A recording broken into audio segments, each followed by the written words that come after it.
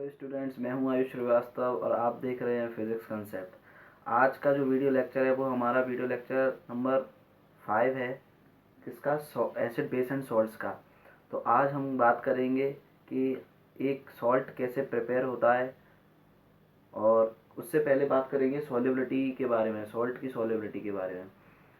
ठीक है, तो चलिए शुरू करते हैं। सॉल्युबिलिटी क्या होती है सॉल्ट की, कि कोई सॉल्ट वाटर में सॉल्यूबल है या नहीं है। तो देखते हैं आइए कौन कौन से सॉल्ट सॉल्यूबल होते हैं वाटर में और नहीं होते। पहला पॉइंट है ग्रुप फर्स्ट के पीरियोडिक टेबल में जो ग्रुप फर्स्ट होता है, जैसे लिथियम, सोडियम, पोटेशियम और सीजियम के जो आयंस होते हैं वो सारे सॉल्यूबल होते हैं। ठीक है, ग्रुप फर्स्ट के जितने भी एलिमेंट के सॉल्ट होते हैं वो सारे सॉल्यूबल होते हैं। सेकंड पॉइंट है हमारा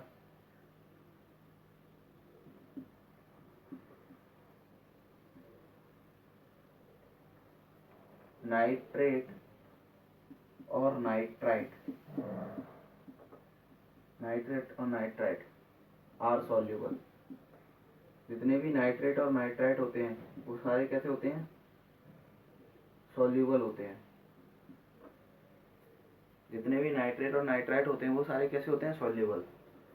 थर्ड पॉइंट है हमारा जितने भी क्लोराइड, ब्रोमाइड, आयोडाइड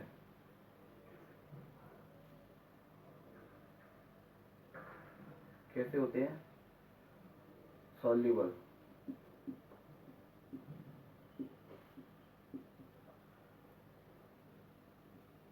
एक्सेप्ट क्या, इसमें एक्सेप्शन है। एक्सेप्शन क्या है?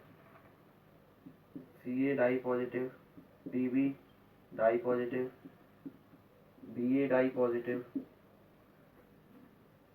ये सब क्या है? Are insoluble. ठीक है, चौथा पॉइंट है हमारा all sulphate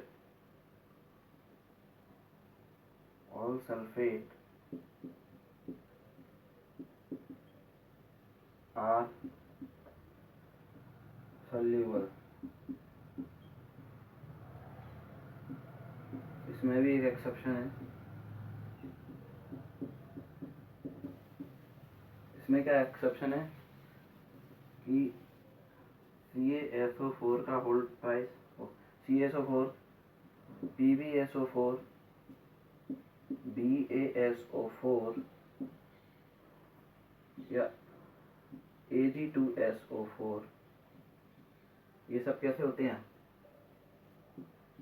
are insoluble.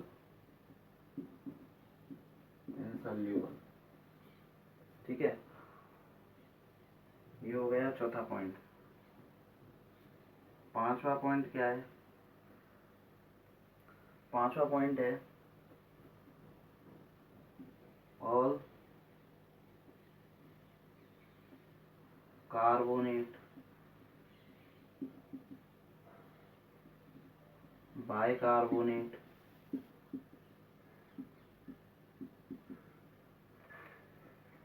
Fluoride,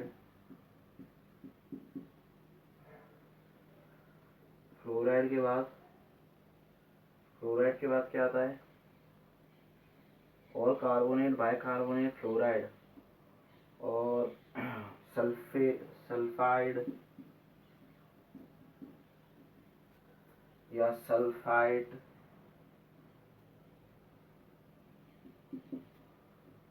sulphide, are insoluble. Insoluble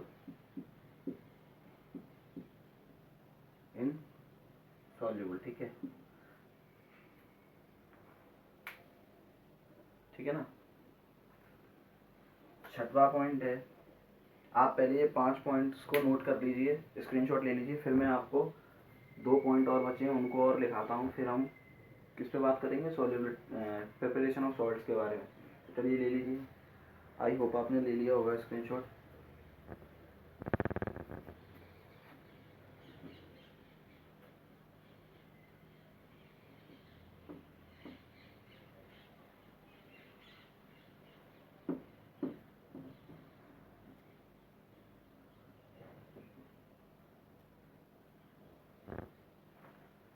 ठीक है, तो हमारा जो 6th पॉइंट है वो ये है, all salt of silver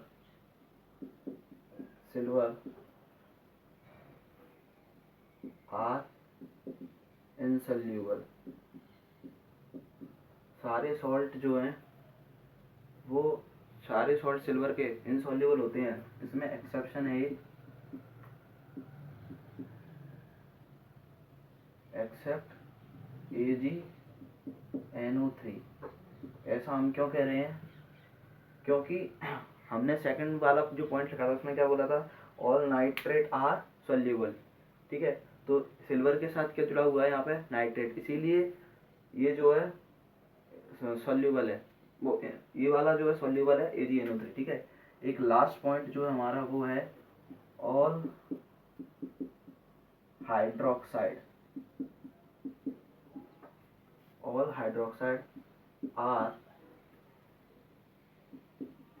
are soluble. सारे हाइड्रोक्साइड सॉल्यूबल होते हैं, लेकिन इसमें भी एक एक्सेप्शन है, एक्सेप्शन क्या है, ट्रांजिशन मेटल। जो ट्रांजिशन मेटल के ऑक्साइड होंगे,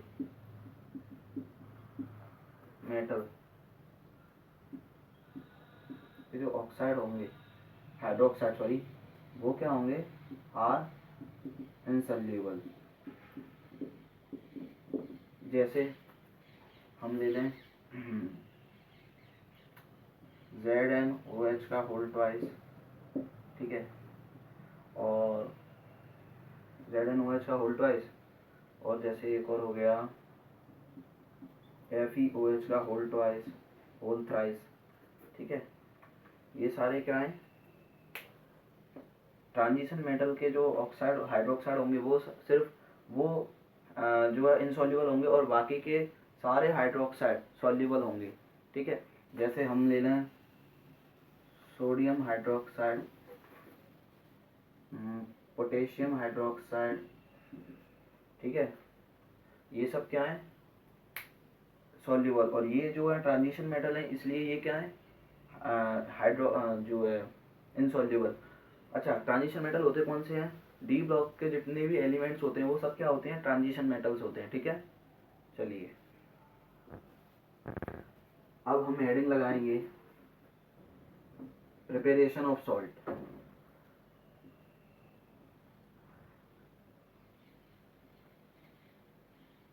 क्या हेडिंग लगाएंगे, प्रिपरेशन ऑफ सॉल्ट।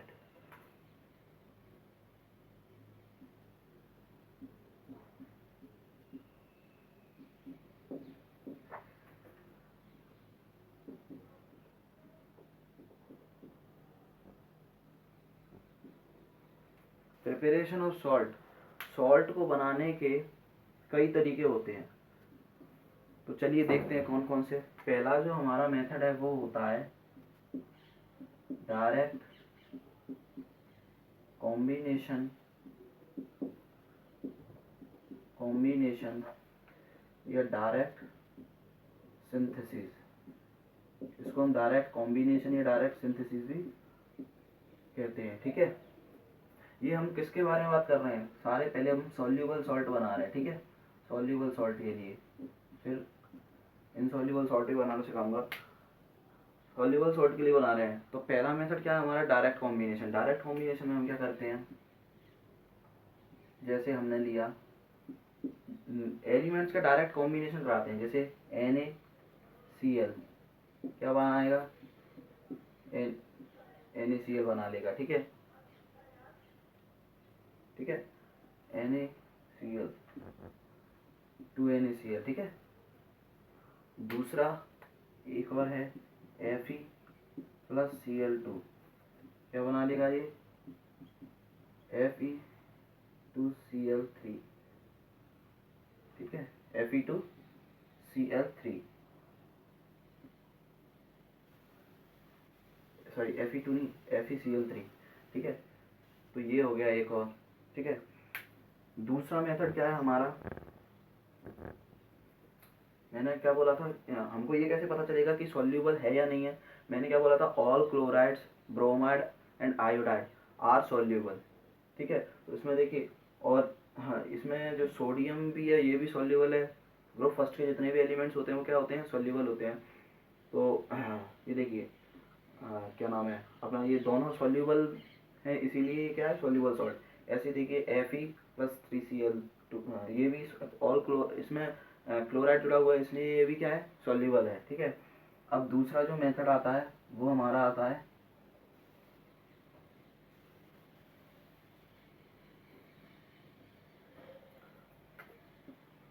दूसरा जो मेथड है वो हमारा है सिंपल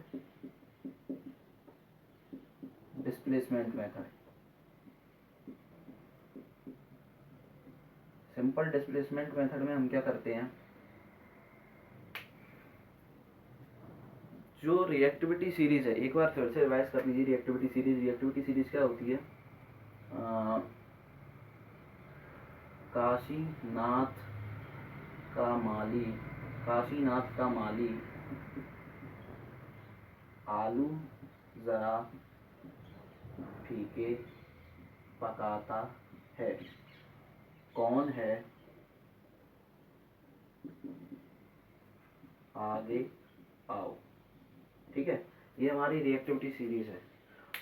तो जो मेटल हाइड्रोजन से ऊपर है वो क्या करेंगे, हाइड्रोजन को इसमें से डिस्प्लेस कर देंगे, इसी को हम कहते हैं सिंपल डिस्प्लेसमेंट मेथड। जैसे हम ले लें, जैसे हम Fe ले लें प्लस H2SO4 ले लें, ये हमारा एक मेटल हो गया और ये एसिड हो गया।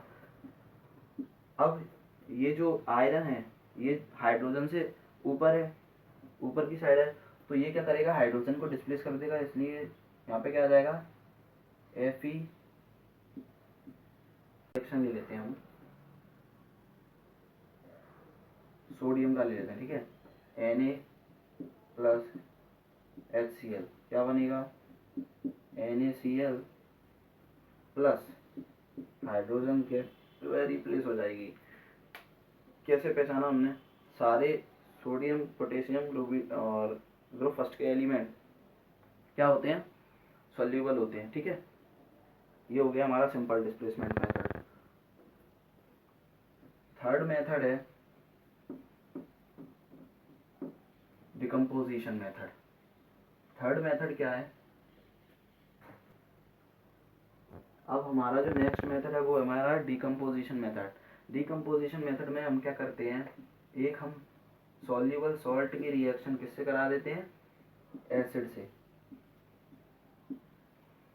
एसिड से हम रिएक्शन कराते हैं, उनमें क्या मिलता है, NaCl प्लस H2SO4 हमें क्या देगा, टेम्परेचर हमारा ये ध्यान रखिएगा 200 डिग्री सेल्सियस से बिलो होना चाहिए, जिससे हमें क्या मिलता है,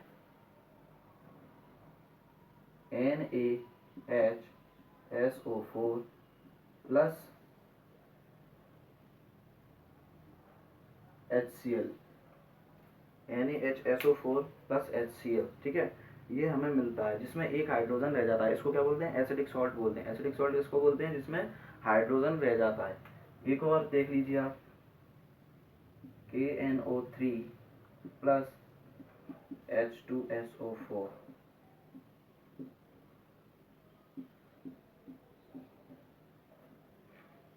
H2SO4 ये क्या देगा हमको, KHSO4 plus plus KHSO4 plus HNO3 nitric acid, ठीक है। ये एक हो गया, इसमें भी एक हाइड्रोजन रह गया है। एक और देख सकते हैं आप, KOH plus H2SO4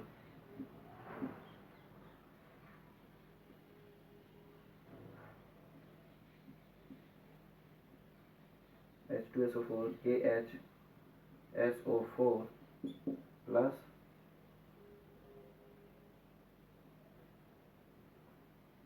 KOH plus H2SO4, sorry ये सॉल्ट कहाँ है अपना, KCl ले लेते हैं अपन, ठीक है ठीक है, KCl, तो ये क्या देगा हमको HCl, ठीक है, ये हमारा हो गया। ओके, तो ये हमारे क्या हो गए, डिकम्पोजिशन मेथड से हमने जो सॉल्ट बनाए थे वो हो गए। आप इसकी स्क्रीनशॉट ले सकते हैं।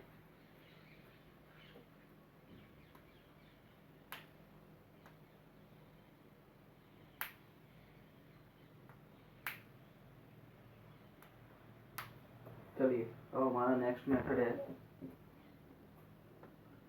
नेक्स्ट एंड लास्ट मेथड है सॉल्युबल सॉल्ट को बनाने का, वो हमारा क्या है, वो हमारा है न्यूट्रलाइजेशन मेथड। न्यूट्रलाइजेशन मेथड तो आपने शायद पढ़ा होगा, कई बार मैंने बताया भी है न्यूट्रलाइजेशन मेथड। न्यूट्रलाइजेशन मेथड में हम क्या करते हैं, जल्दी बताओ क्या करते हैं।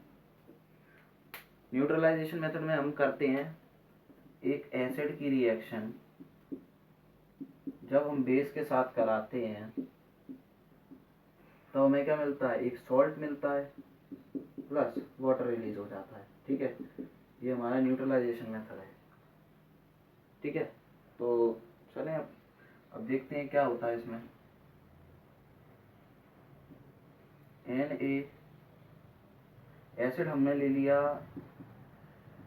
H2SO4, ठीक है, और बेस हम ले लेते हैं NaOH, क्या मिलेगा हमको Na2SO4 प्लस H2O, ठीक है ना, ये हमारी बैलेंस है पूरी तरह से रिएक्शन।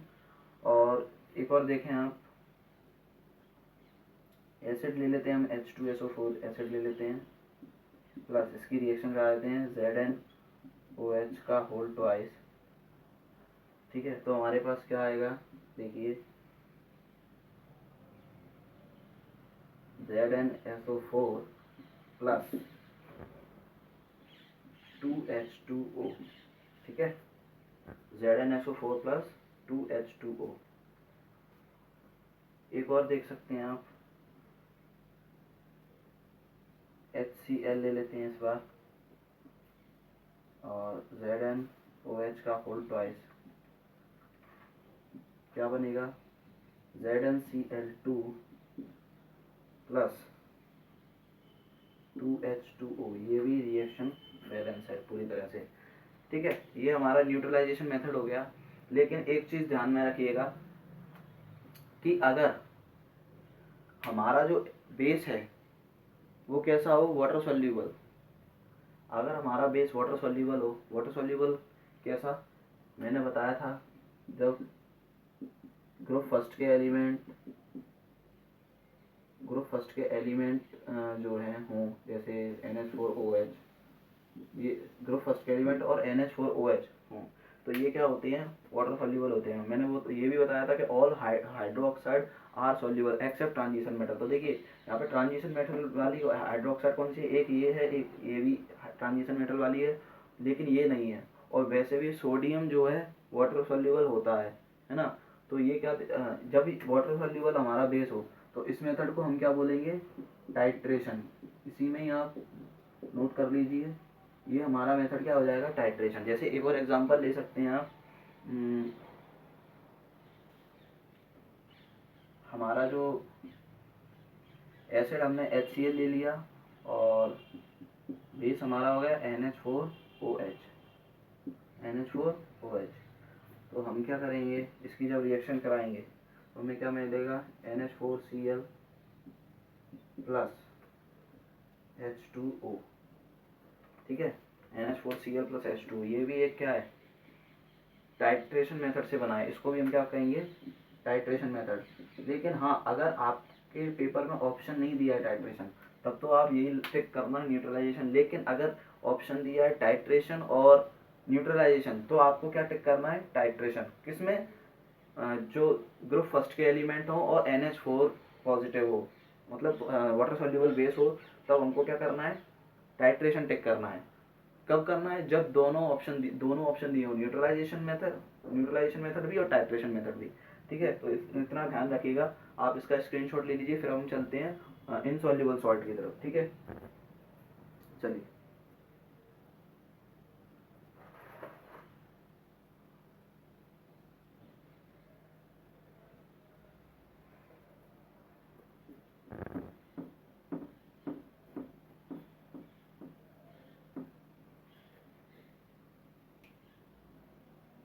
अब हम हेडिंग लगाएंगे इनसॉल्युबल सॉल्ट।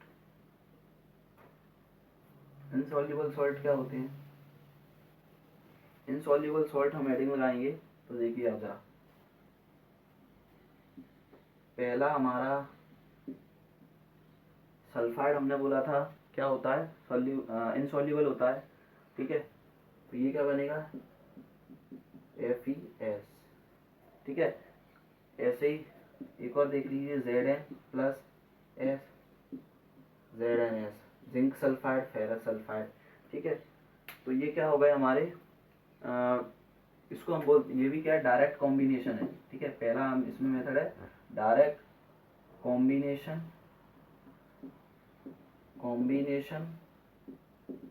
या डायरेक्ट सिंथेसिस। ठीक है, इसको ध्यान में रखिएगा, डायरेक्ट कॉम्बिनेशन या डायरेक्ट सिंथेसिस। ठीक है, ये हमारे कौन से इनसॉल्युबल सॉल्ट है, इनसॉल्युबल सॉल्ट। ठीक है, ये हमारे क्या हो गए, इनसॉल्युबल सॉल्ट। और पहला मेथड हमने इनसॉल्युबल सॉल्ट में क्या पढ़ा है, डायरेक्ट कॉम्बिनेशन, जिसमें हम सल्फाइड क्या होता है, डायरेक्ट वो होता है इनसॉल्युबल। सल्फाइड भी क्या होता है, इनसॉल्युबल होता है। बाइकार्बोनेट, कार्बोनेट, ये भी क्या होते हैं, इनसॉल्युबल। अब एक चीज और, जब इन दोनों मेटल के अलावा कोई और मेटल दिख जाए, जैसे Pb प्लस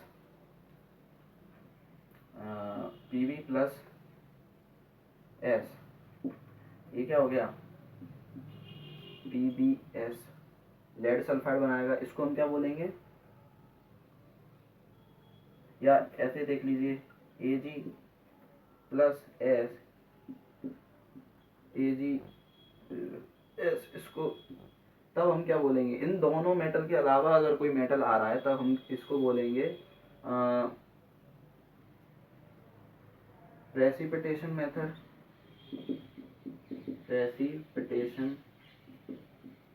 प्रेसिपिटेट मेथड, या डबल डिकम्पोजिशन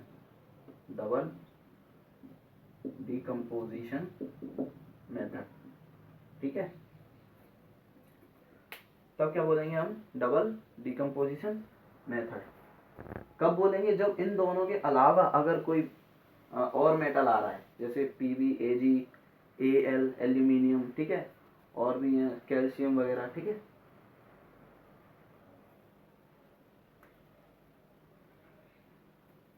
चलिए, तो ये था हमारा आज का वीडियो लेक्चर, जिसमें हमने बात की प्रिपरेशन ऑफ सॉल्ट्स के बारे में। अब हम अगला वीडियो लेक्चर लाएंगे कुछ सम इम्पोर्टेंट केमिकल कंपाउंड्स के बारे में। तो तब तक के लिए गुड बाय, सी यू, खुश रहिए, स्वस्थ रहिए, मस्त रहिए और पढ़ते रहिए। ठीक है, ओके बाय।